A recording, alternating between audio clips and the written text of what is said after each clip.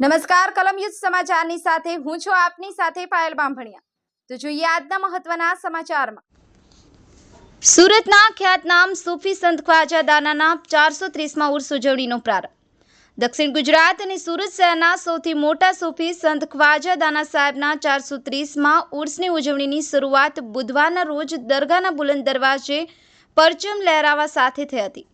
દરગાહના મુખ્ય સેવક ફિરોજ બાબા, તેમના ભાઈ સિરાજુદ્દીન બાબા અને તેમના પુત્રો સહિત સુરતના સૈયદ અગ્રણીઓ અને બરોડા ખાનગાહી રીફાઈ ગાદીથી ખાસ પધારેલા સૈયદ કમાલ બાબાના સુપુત્ર સૈયદ નૈયર બાબાની હાજરીમાં રાતબે રીફાઈની થયો હતો।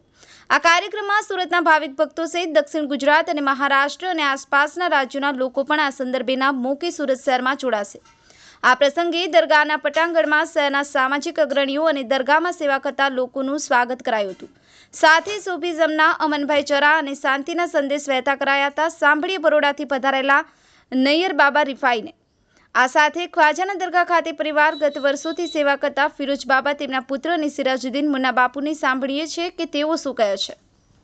આ સાથે જ સૂફી સંત ખ્વાજા દાનાની અનેક કરામતો અને ચમત્કારો છે, જેનો લાભ અનેક ભાવિક ભક્તોને વર્ષોથી મળતો આવ્યો છે।